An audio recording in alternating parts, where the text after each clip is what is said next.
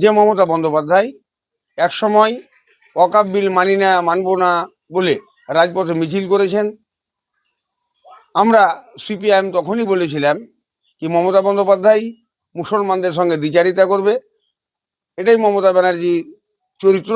এটা আজকে আবার জলের মতো পরিষ্কার হয়ে গেল। যে ওয়াকফ মানি না বললেন, সেই রাজ্যের মুখ্যমন্ত্রী ওয়াকফ বিল সমস্ত সম্পত্তি পোর্টালে ডাউনলোড করতে বললেন।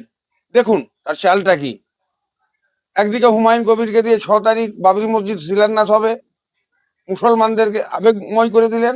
অপরদিকে 5 তারিখের মধ্যে ওয়াকফ সম্পত্তি পোর্টালে ডাউনলোড করতে হবে, কারণ মুসলমানরা মসজিদ নিয়ে ব্যস্ত থাকবে। এইদিকে নথি পোর্টালে ডাউনলোড করে দিবে। তাহলে পরিষ্কার বোঝা গেল মমতা বন্দ্যোপাধ্যায় মুসলিম কমিউনিটির ভয়ঙ্কর একটা ক্ষতি করছে এবং মুসলিম কমিউনিটিকে এমনভাবে দুর্বল করছে মমতা বন্দ্যোপাধ্যায় যে সাধারণত মুসলমানরা আবেগে পড়ে সেটা অনুভব করতে পারছে না। উদাহরণস্বরূপ একটা কথা বলি, আপনারা সকলে জানেন গরু ঘাস খেয়ে দুধ দেয়, কিন্তু সাপ দুধ খেয়ে আবার বিষ দেয়। তাহলে গরু ঘাস খেয়ে দুধ দিল আর দুধ খেয়ে সাপ বিষ দিচ্ছে, তাহলে এটার যদি মূল্যায়ন করা যায়, বিশ্লেষণ করা যায়, তাহলে পরিষ্কার হয়ে যাবে তৃণমূল কংগ্রেস আসলে কি, মুসলিম কমিউনিটির জন্য কি চাইছে, সংখ্যালঘুদের জন্য মমতা বন্দ্যোপাধ্যায় বা তৃণমূল কংগ্রেসের মূল লক্ষ্য এবং উদ্দেশ্যটাকে এটা জলের মতো পরিষ্কার হয়ে যাবে।